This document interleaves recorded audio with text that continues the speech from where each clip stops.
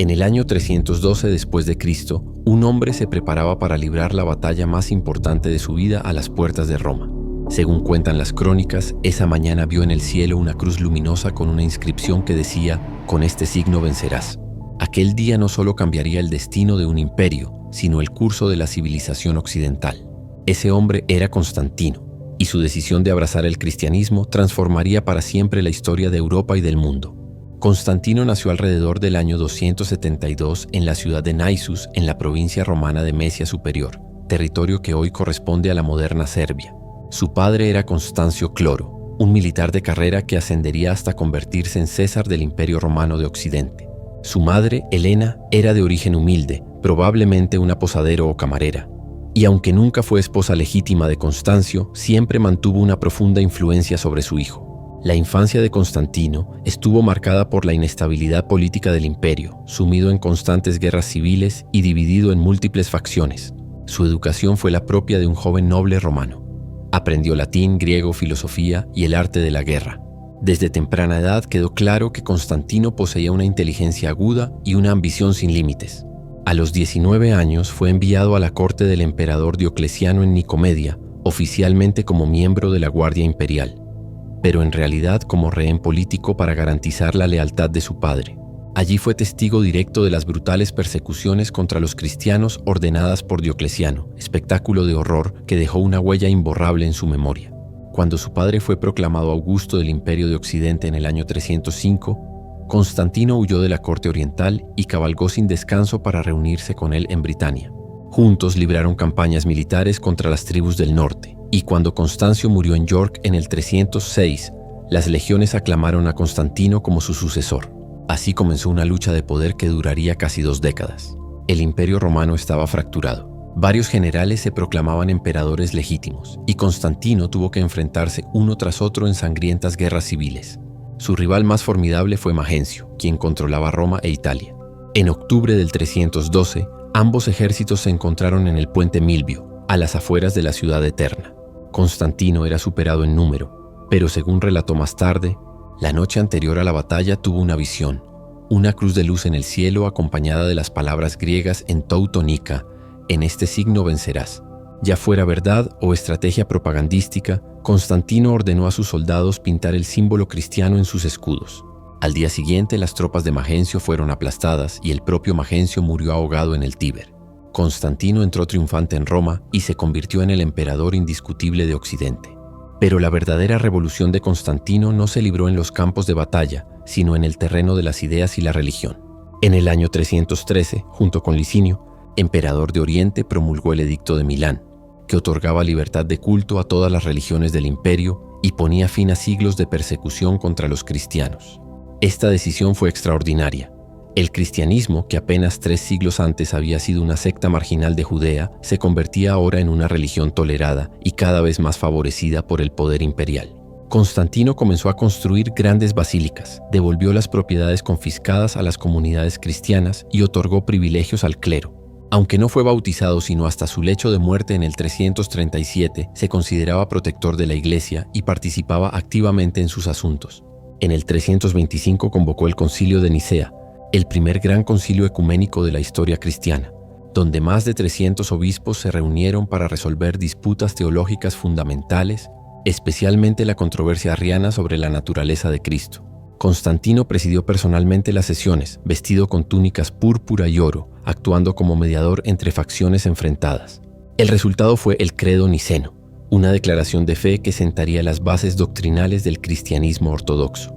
Este acto no solo consolidó la unidad religiosa del imperio, sino que estableció el precedente de la intervención imperial en asuntos eclesiásticos, fusionando para siempre el poder político y religioso en la tradición cristiana. Pero Constantino no se conformó con transformar la religión de Roma. En el año 324, tras derrotar definitivamente a Licinio y convertirse en único emperador de todo el imperio, tomó una decisión audaz que cambiaría la geografía del poder: fundar una nueva capital. Eligió la antigua ciudad griega de Bizancio, estratégicamente situada en el estrecho del Bósforo, entre Europa y Asia, controlando las rutas comerciales entre el Mediterráneo y el Mar Negro. Durante 6 años movilizó recursos inmensos para construir una ciudad digna de su grandeza: palacios, hipódromos, acueductos, murallas imponentes e iglesias magníficas. El 11 de mayo del 330, la nueva ciudad fue inaugurada oficialmente con el nombre de Constantinopla, la ciudad de Constantino. Esta urbe se convertiría en el corazón de un nuevo imperio, el Imperio Bizantino, que sobreviviría 1000 años después de la caída de Roma. Sin embargo, el reinado de Constantino no estuvo exento de sombras y tragedias personales. Su temperamento era volátil y su paranoia política legendaria. En el año 326 ordenó la ejecución de su propio hijo mayor, Crispo, acusado de traición y supuestamente de haber intentado seducir a su madrastra Fausta, segunda esposa de Constantino. Poco después, Fausta también murió en circunstancias sospechosas, aparentemente sofocada en un baño sobrecalentado por orden del emperador. Estos episodios oscuros mancharon su reputación y revelaron el precio brutal del poder absoluto. Su madre Helena, ya anciana, emprendió una peregrinación a Tierra Santa buscando quizá redimir los pecados de su hijo, y según la tradición, fue ella quien descubrió las reliquias de la Vera Cruz en Jerusalén. Constantino murió el 22 de mayo del 337 cerca de Nicomedia, a los 65 años. Solo en sus últimos días aceptó el bautismo cristiano, práctica común en la época entre quienes querían asegurarse de morir en gracia. Su cuerpo fue trasladado a Constantinopla y sepultado en la iglesia de los Santos Apóstoles, donde reposaba rodeado de 12 sarcófagos simbolizando a los apóstoles, en una clara manifestación de cómo se veía a sí mismo, el 13º apóstol, el elegido por Dios para cristianizar el mundo. El legado de Constantino es monumental e imposible de exagerar.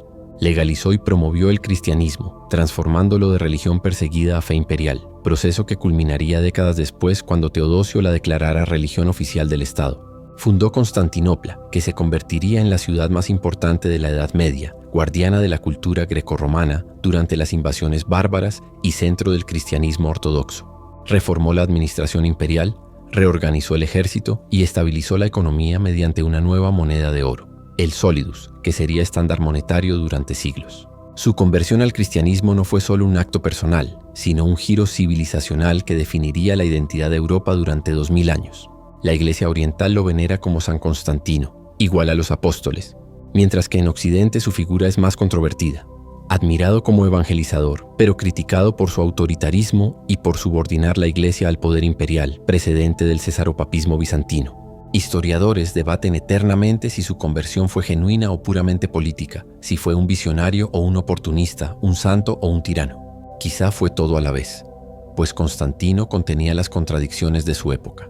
Brutal pero visionario, supersticioso pero pragmático, asesino pero constructor.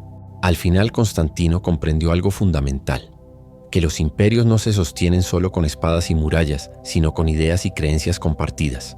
Al abrazar el cristianismo le dio al imperio romano moribundo una nueva alma, una nueva razón de ser.